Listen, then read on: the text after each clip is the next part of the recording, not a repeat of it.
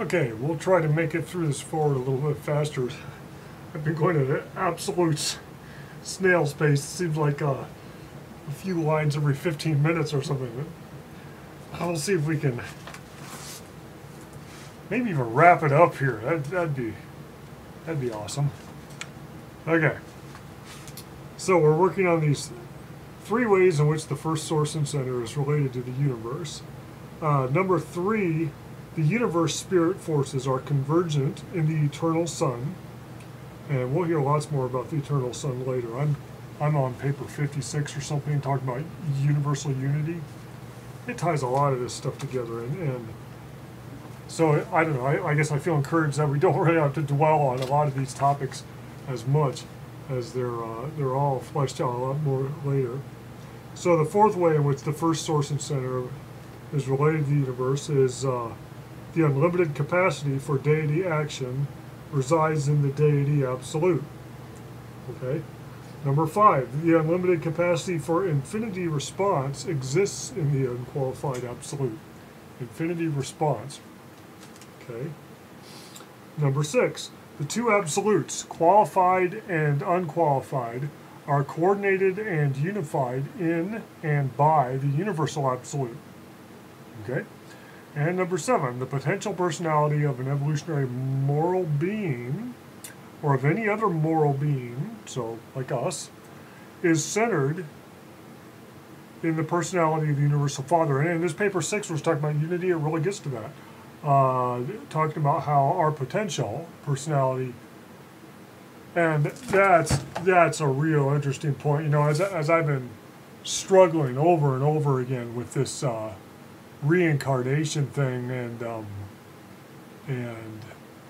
you know, basically the tack I've taken is that well, because I thought about getting a reading from Douglas Cottrell asking about this very thing. You know, why the Urantia book portrays this different life cycle in one important respect, and that is that there's none of this pre-planning and choosing our parents and reincarnation and stuff, and we've been over all this in other videos, how that's basically seems to be a gray area that for whatever reason the Revelation left out. But you know, I really, and I keep asking myself, well, what kind of an answer do you think you'll get from Douglas Cottrell? Because a lot of times the answer I get is, you know, it's kind of like you knew it already, you know, and they say that a lot of times the first thing that comes to mind is very often the communication from your higher self, or as your ancient book puts it, your thought adjuster, meaning the piece of God within you. And so what I'm getting at here is our personality, because that's the central question.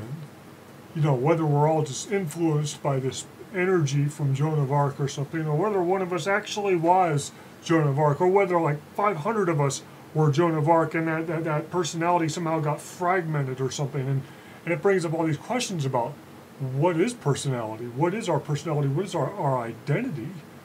And that's the real key when we talk about survival. You know, and even with the Urantia book's portrayal, when it talks about these different parts of ourselves kind of disintegrating, the thought adjuster going off to Divinington or something, and then coming back, and then getting refused with us in the mansion worlds. So kind of a reassembly, and then we're kind of something, in a way, we're some of what we were, and also we're something different. So it really brings up this question, you know, how much of that was me? How much of it is me?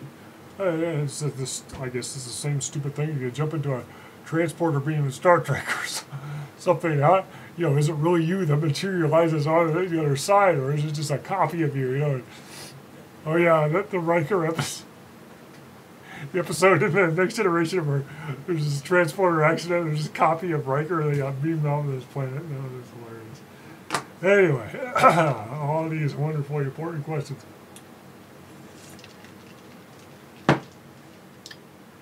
So what it's getting at here is the perfection of our personality.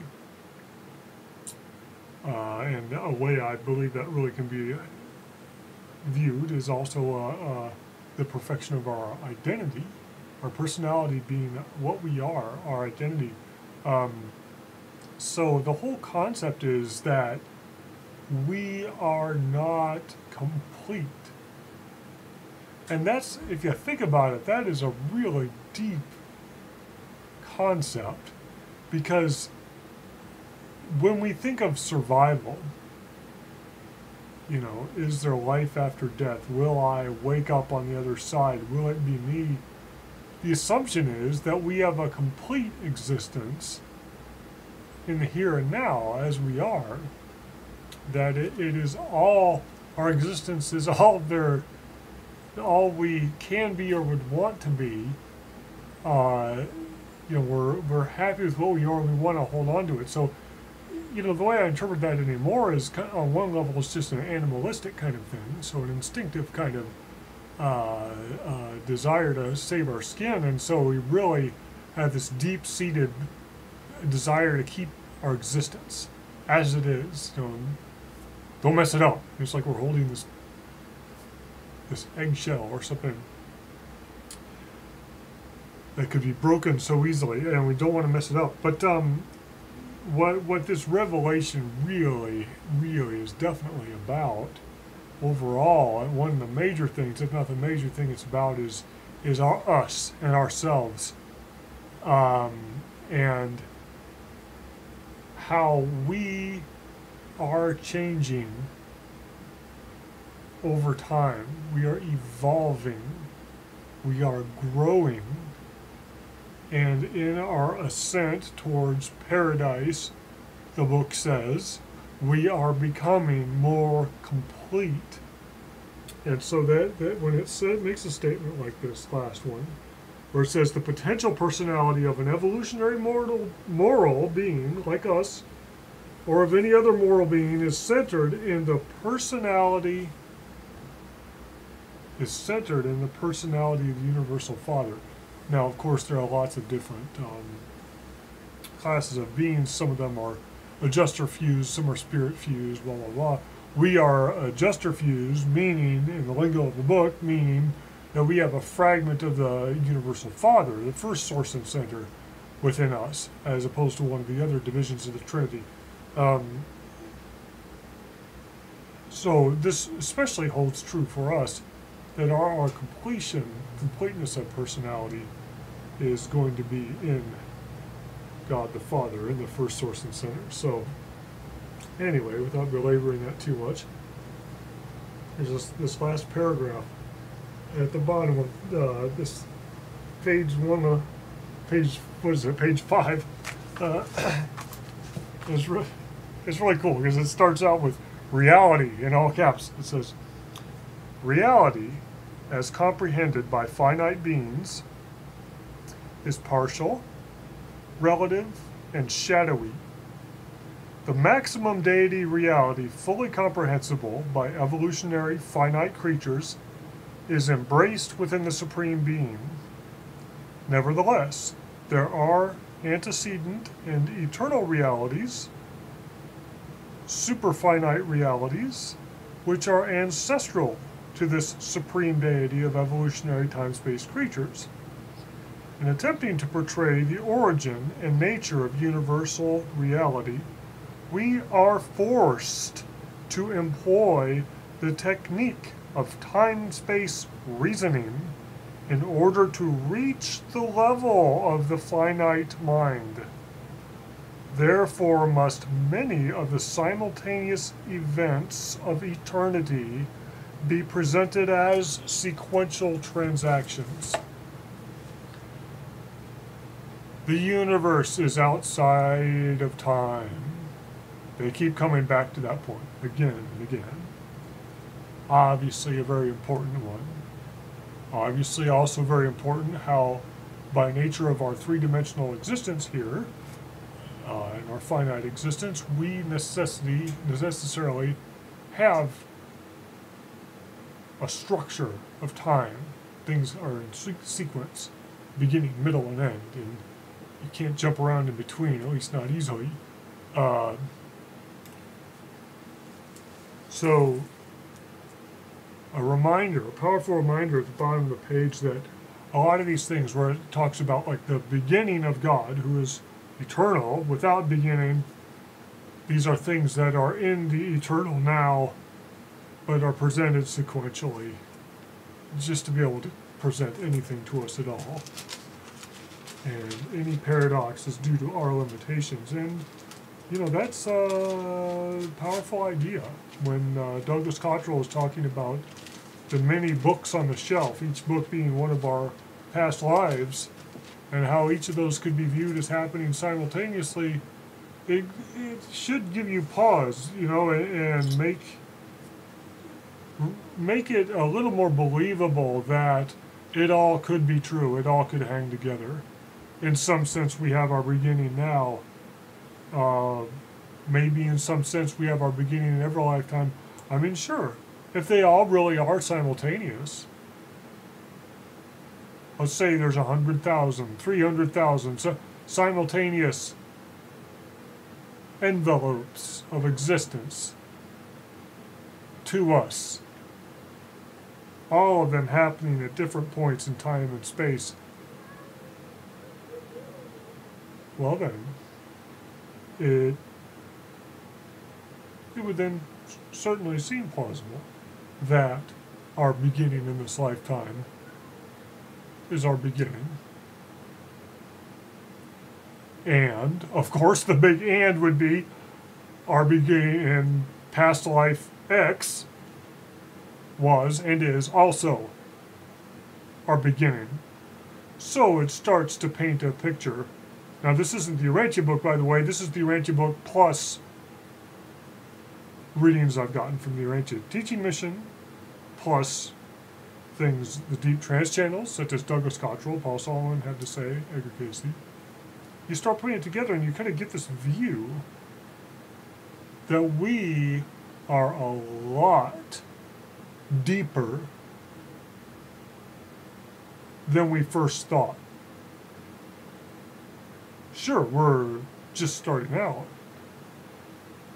We have most of our completion of personality to go, but even so, could it be that there are hundreds of thousands of pieces of us, hundreds of thousands of facets, each facet being a complete lifetime, all running concurrently at different points in this huge space-time continuum, in this grand universe.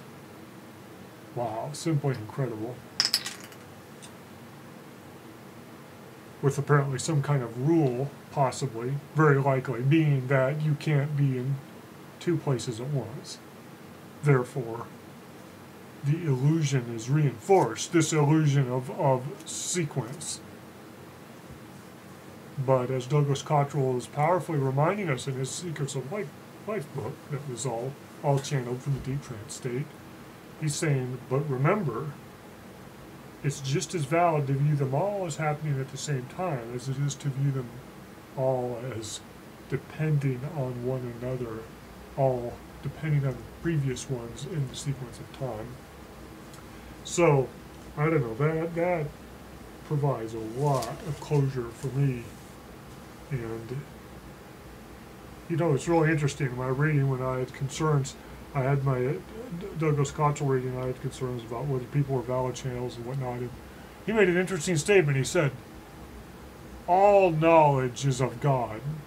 And, you know, immediately what jumps to my mind is, what, the Book of Mormon? Well, maybe. And to the extent that in any kind of intuitive, prophetic revelation, it's a question of degree. It's a question of how clear is your view? How bent or clouded or tainted is it by the myriad factors which influence it? But still, nonetheless, every view, then, of the beyond, in any sense, being valid and valuable, realizing, of course, we really have to put them all together. You really have to start comparing notes, because it's like if you take any one of them, any single revelation, and take it as the gospel truth, you're going to end up swallowing the bathwater with the baby, and you're going to end up swallowing the error with the truth. However, if you can take the hundreds and hundreds of different sources of information and start becoming aware of them and putting them together, and put them, on a given topic where they have things to say about that topic, kind of stand them up side by side, and see the common line, see the common thread that runs through them, and the different facets of useful and factual information that the various views may have, and also maybe pointing out some of the misconceptions or errors in transmission, or maybe just errors of the way we interpreted some of the aspects of the other ones, once they're in the light of all of the other revelations we have available on that topic. So again, I'm really grateful for the people that got the TM Archives database online and are continuing to do that, and of course the ARE for Casey's database of his readings. But I believe the real value is going to come when we have a centralized database that has the majority of all known information that was channeled or intuitively perceived, categorized and delineated as to source, type of channeling, and whatever contextual information is relevant. But searchable in a database where you can type in a topic and just line everything up and look at it. That is going to be a huge stride forward in our ability to utilize this new technique of perception that we're becoming aware of. I mean, sure, we've been aware of it since the beginning of time, but only as a superstition kind of thing.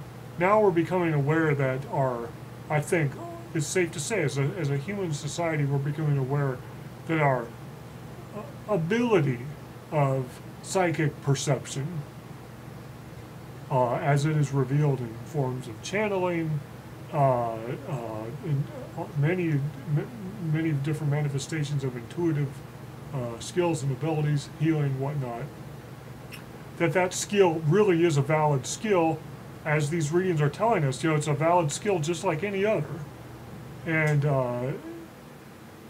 it will be a huge stride forward in our ability to avail ourselves of that skill when we can systematically compare everything all on the same page. Anyway, okay, now that I've continued to rabbit trail, but I guess the rabbit trailing is what this is about, right? If you just wanted me to hear the Urantia book, you could read it yourself. You wouldn't have to watch the video. Okay, here we go.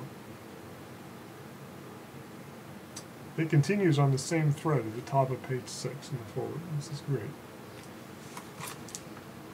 As a time-space creature would view the origin and differentiation of reality, the eternal and infinite I Am achieved deity liberation from the fetters of unqualified infinity through the exercise of inherent and eternal free will, and this divorcement from unqualified infinity produced the first absolute divinity tension. This tension of infinity differential is resolved by the universal absolute, which functions to unify and coordinate the dynamic infinity of total deity and the static infinity of the unqualified absolute. In this original transaction, the theoretical I Am achieved the realization of personality by becoming the eternal father of the original Son, simultaneously with becoming the eternal source of the Isle of Paradise. Coexistent with the differentiation of the Son from the Father, and in the presence of Paradise, there appeared the person of the infinite Spirit and the central universe of Havona. With the appearance of coexistent personal deity, the eternal Son and the infinite Spirit, the Father escaped as a personality from otherwise inevitable diffusion throughout the potential of total deity. Thenceforth, it is only in Trinity association with his two deity equals that the Father fills all deity potential, while increasingly experiential deity is being actualized on the divinity levels of supremacy, ultimacy, and absoluteness. And far and away, that has to be the best explanation I've ever read of the origin of the Trinity, how and why it came into being, how and why this infinite God came to be divided up in this way, and simultaneously presenting the driving, unnecessary, underlying, necessary reason where it had to be that way, demonstrating how this division of the Godhead is such a profound thing. Just phenomenally written, and this is the forward. This is the forward that was given to Sadler through the channel, apparently, in place of whatever Sadler had prepared as a forward by himself for the book.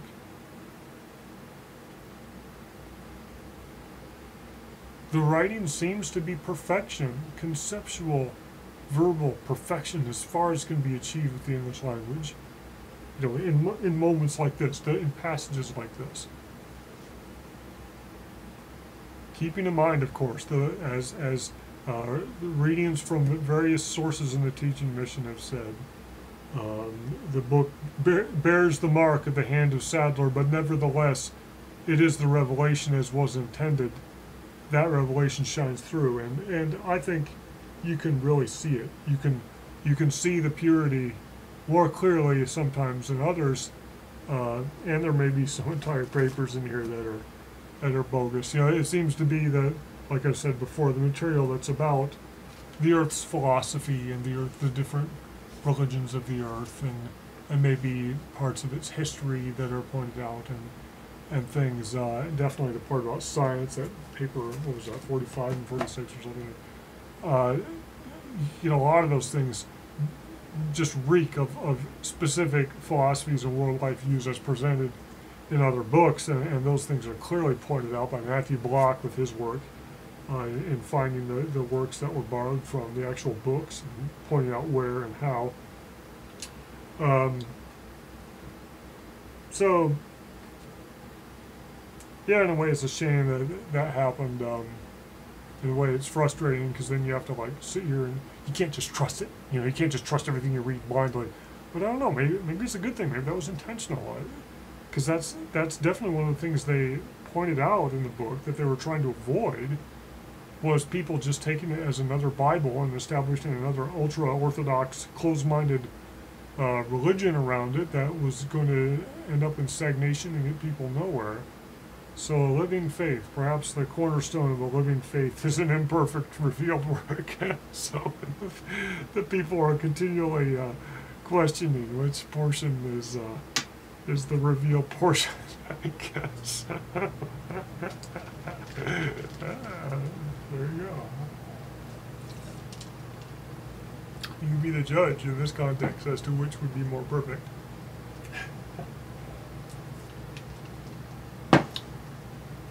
Based upon the real need of humanity. Anyway, so let's see, where are we? Boy, this is a terrific portion of the forward here. The concept of the I Am is a philosophic concession which we make to the time-bound, space-fettered, finite mind of man, to the impossibility of creature comprehension of eternity existences, non-beginning, non-ending realities and relationships. Certainly, of course, we couldn't understand those kinds of things. And certainly, of course, concessions are needed in concept and in language to teach us anything at all about them. It continues. To the time-space creature, all things must have a beginning, save only the one uncaused, the primeval cause of causes. Therefore, do we conceptualize this philosophic value level as the I am, at the same time instructing all creatures that the eternal Son and the infinite Spirit are co-eternal with the I am. In other words, that there never was a time when the I am was not the Father of the Son and with him of the Spirit. The infinite is used to denote the fullness, the finality implied by the primacy of the first source and center.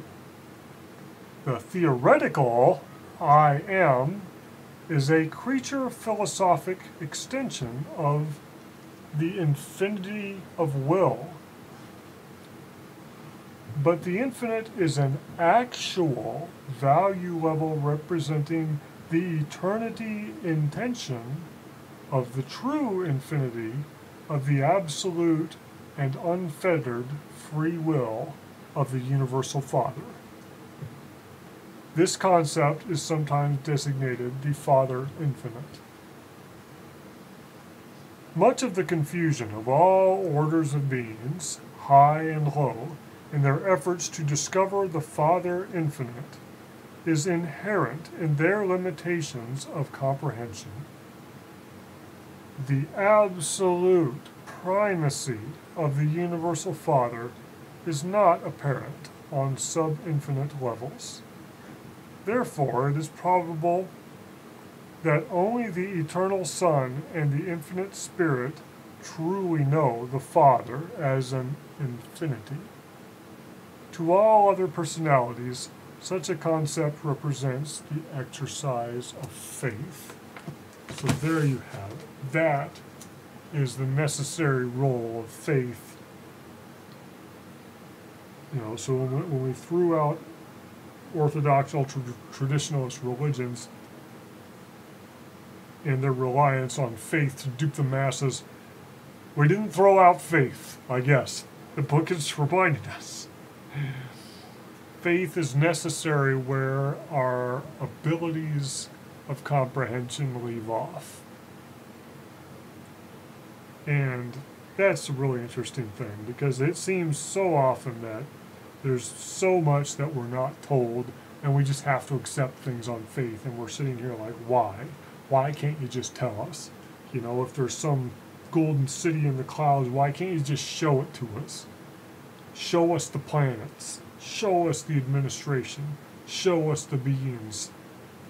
If all this stuff is there, let's see it. Let's not have any hiding or beating around the bush. Why is there all the mystery? Why do we have to accept so much on faith? Interesting that they point out faith as being necessary in filling in the gap where we reach the limit of our ability to comprehend something,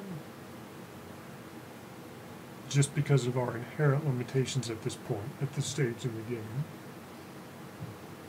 And I don't know, maybe that's the definition of over-revelation, where you reveal too much too fast, is where you've exceeded the person's capacity for comprehension, and you just dump reality on them more than they can take. And various channels have said that the mind is a filter. The purpose of the mind is to limit our awareness to this three-dimensional reality, or whatever we're really concentrating our powers of focus on, so that we can develop an ability, I guess, in this lifetime to focus on things beyond the veil, but still a filter to a large degree, filtering out 99.99999% of all that there is, in order to, I guess, accommodate our limitations of ability to conceptualize, or limitations of consciousness, limitations of personality that's not yet complete, not yet expanded enough to be aware of the true meaning of this or that fact. Interesting. So, okay. See where we're at for time here. 30 minutes. I don't know. I'll split this into chunks. I think that's a good place to cut off. That's the end of section 3 of the foreword. And we'll start up in the next video with commentary on section 4.